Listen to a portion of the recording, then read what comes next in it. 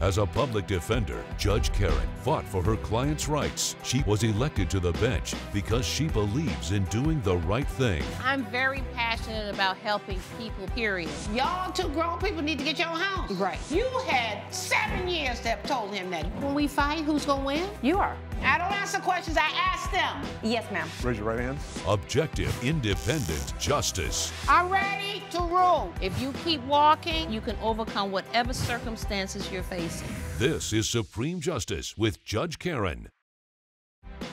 Ashton Rice is suing hot air balloon pilot Shane Keifel in the amount of $8,850. Mr. Rice claims the defendant's unsafe hot air balloon ride ruined his romantic proposal and says the diamond ring was lost in the process. Mr. Rice, you're suing Mr. Keifel for $8,850, which represents the price of an engagement ring. And you're basically suing him for negligence, is that right? That's correct, Your Honor. Also for Go ahead. the $650 for the hot air balloon ride itself. Okay, so I read your pleadings. You run a hot air balloon company? Yes, Your Honor. I run Shane Keifel's hot air balloon rides. I've had it for over 7 years. Okay, how many balloons you got? I just have 3. How'd you find out about his company?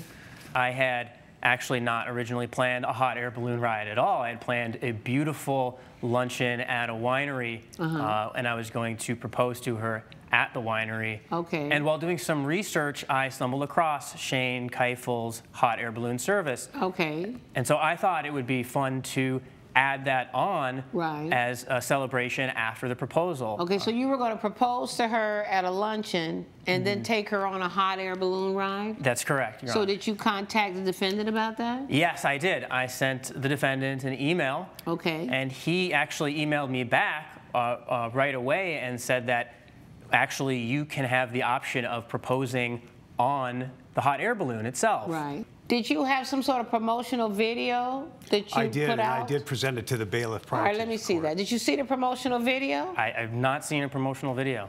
They got a lot of hot air balloon rides in Napa Valley area. Why did you choose him? Well, the Instagram was really, it was Boy, I tell you. It was well put You know what? together. You got to use your Honor. brain sometime, though, and start thinking.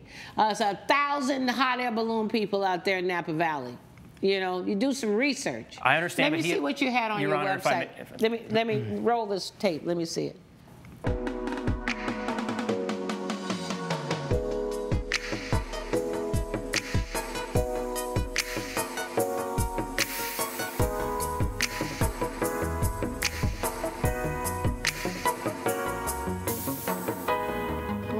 Pretty nice, but you never saw that anyway. I didn't see where it mentioned the proposals. I just saw that in the email that was sent back to me. Okay, so how did the day go? So the day was going fantastic up until the hot air balloon Lunch ride. was great. Lunch was amazing. Okay. The wine was paired extremely well with all the Spanish tapas, and we were having an amazing time. It was everything my girlfriend at the time, now fiance, could have dreamed of and more. So then we go, you tell her I got a surprise ride for you on a hot air balloon? Well, I didn't even tell her at all. We got into our car and we drove You drove out there. Right. Right. And then she saw the balloon sitting there. Had she ever been in a hot air balloon? No. Had you ever been in one? Neither of us had. Me either. I'm scared of them.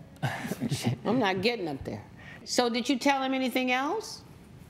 We just had a little agreement that he signed. It's a waiver. What did he waive? He waived any possible injuries. Oh, okay. What was the weather like this day? I wasn't worried about the weather. I wanted him not being an aviator, being an aviator. I knew it was safe to fly. Okay, but you thought that... And I wanted to tell him that it's going to be a little windier than normal. Right. If you're okay with that. If you're not, I'll be happy to postpone it and give you the... You sent him an email. I did. Let me see the email. This is the one that he sent me, and then the second one. No, I want the one you sent him about the... That's the one. The weather. Oh, the weather. Hold on. March 5th. There you go.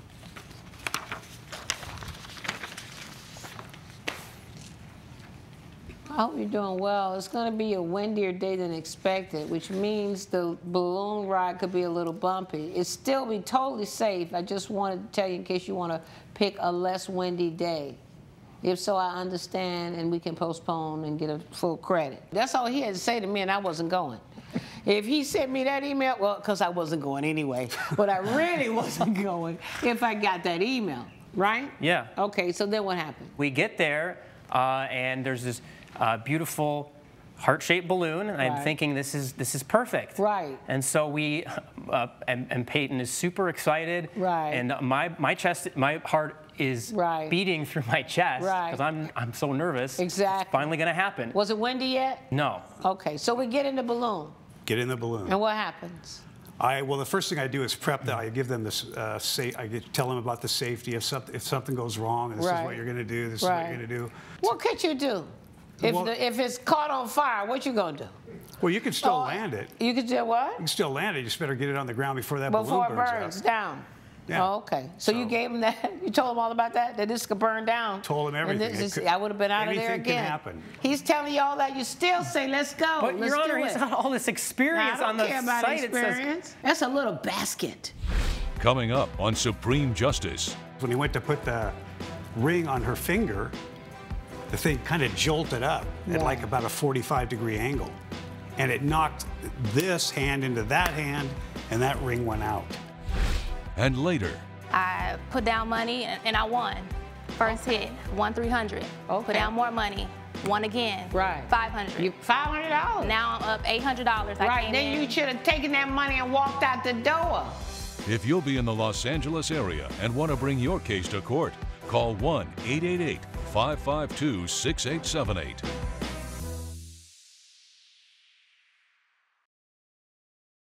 You're watching Supreme Justice with Judge Karen.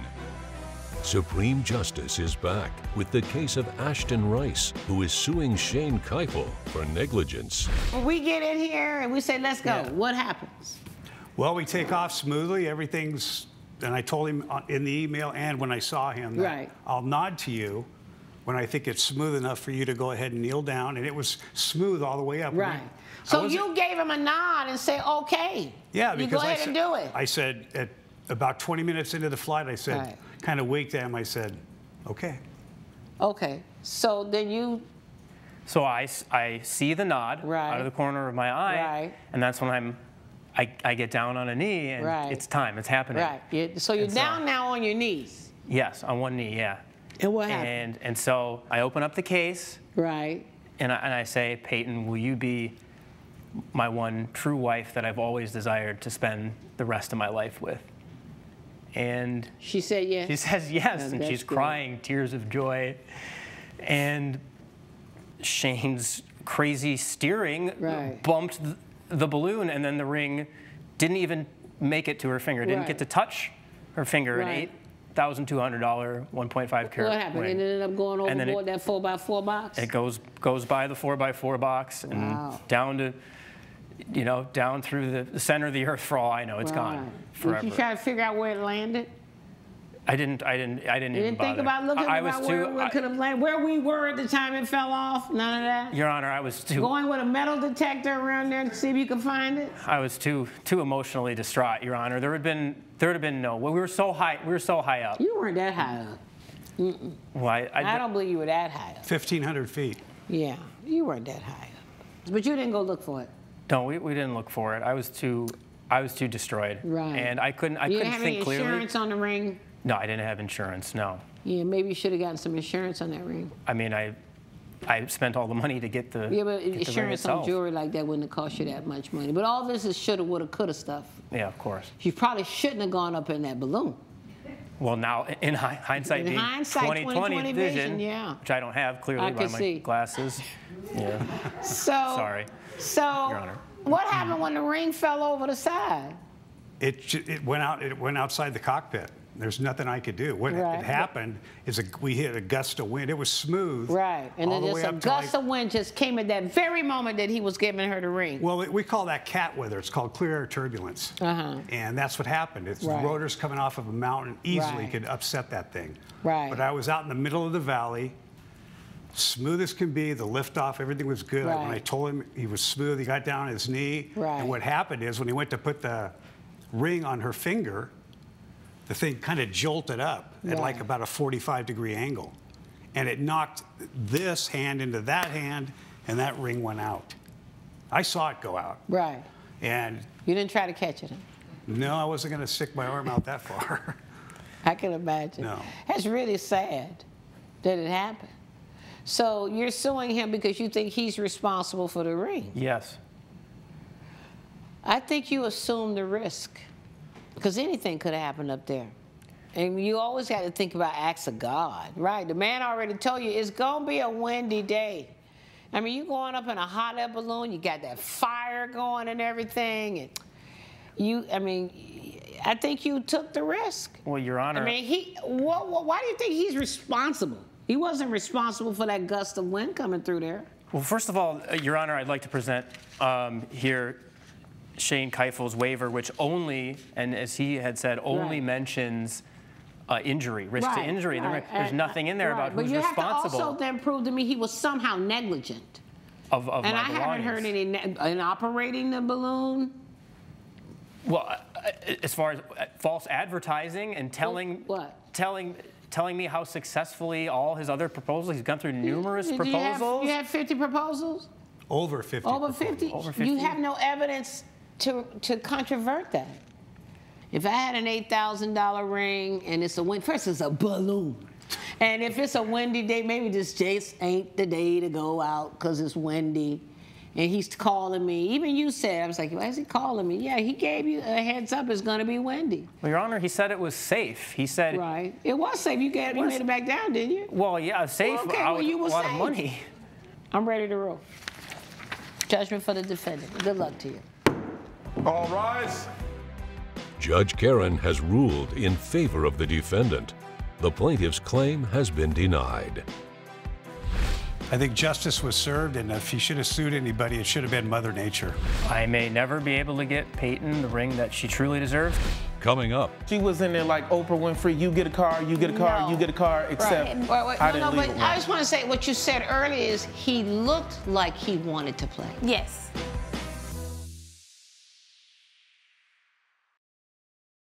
You're watching Supreme Justice with Judge Karen. Candace Wilson is suing her former friend, Lawrence Davis, in the amount of $500. Ms. Wilson claims she invited Mr. Davis to a casino to celebrate her new job and says she loaned him money to play, but he never paid her back. Ms. Wilson, you're suing Mr. Davis for money you loaned him, $500 at a casino. Yes. Okay, so I guess we were friends? Yes, we were. How did you meet the defendant, ma'am? We both worked at the same restaurant. Okay. I got him the job. I trained him as a server. Okay. And we became friends. Okay, so how did we get to where we are now? We both left the restaurant business. Months went by, I was doing pretty well, had my own place. And about 8 months into my job, I got laid off. Okay. I reached out to people that I knew that I worked with at the restaurant or that I went to school with. So did you reach out to the defendant? Eventually, I did. And what did you say? She could stay with me until she got her stuff together. I did extend the offer to her. Okay. I had 2 bedrooms. How much were you paying? I was not paying anything. Oh, he said you didn't need to pay anything. So you could just stay there. Until I got back on my feet. Okay, so did you get a job while you were staying there? Eventually. Okay. How long did you stay there before you got a job? 3 months. What was that like? I mean, it was nice at first, you know. She can cook. Then it started getting, you know, a little bit annoying. You know, she's not paying any rent. Right. And, you know, barely contributing to anything. She's working from my home. Why didn't you start paying money once you got the job? Your Honor, I lost everything and was maxed out on my cards. He knew the financial debt that I was in, which is why he allowed me to stay there. I gave as best as I could money on groceries. But he said you didn't give him any money. How much were you making? I was making $1,200. A month? Yes. And this man, you stayed in his place for 3 months, and you get a job, and you say, oh, I'm going to pay off my credit cards first? I was trying to get back on my feet with paying debt off first. I know, but it's about me, but he was helping me. Yeah, and I cooked for him. I cleaned for him. I gave money for groceries. That was the most of the extent that I could do. Then how do we get to this $500? I wanted to celebrate. I got a job, my first check. You got a new job? Yes. Okay. With my first check, I wanted to celebrate with my friend. Right. How much was the first check? My first check, it was, because it was a bi-weekly thing, so it was only $500. So your first check was $500. You said you haven't even been paying rent, electricity, cable, nothing. You owe everybody, and you go, oh, I got my first check. Let's go celebrate. Coming up. When I gave him the money, I told him to go play. Did you say, now, you owe me this money, you got to pay me back? Did you ever say that?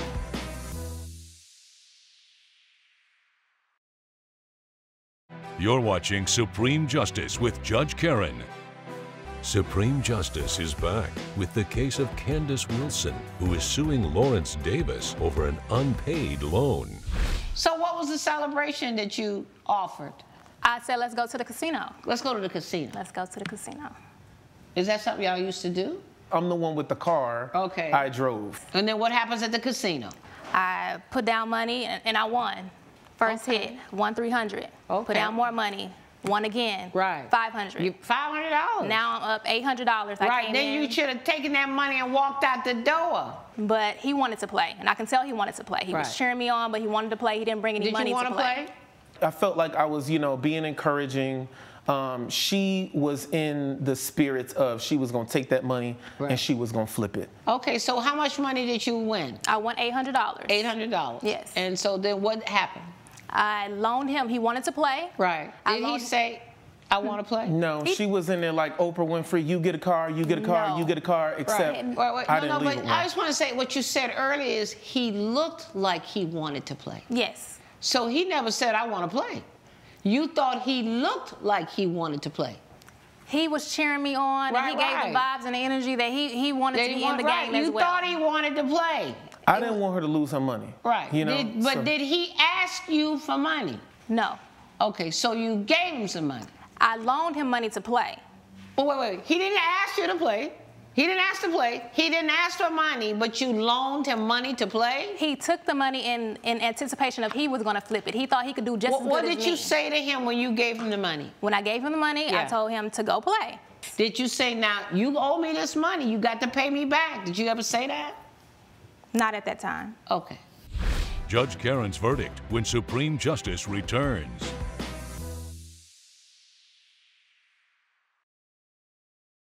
You're watching Supreme Justice with Judge Karen.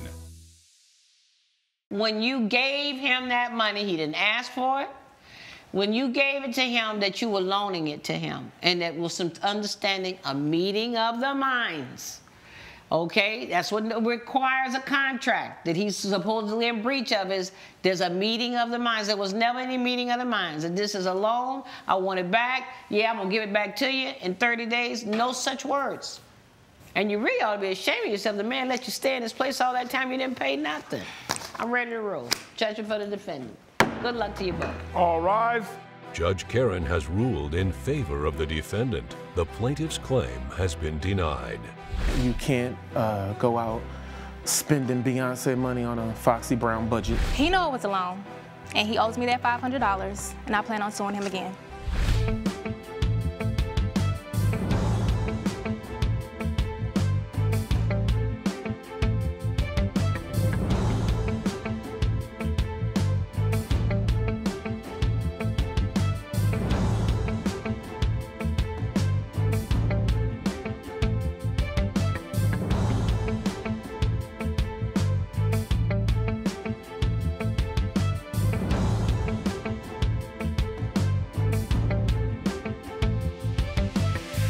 This has been a production of Allen Media Group.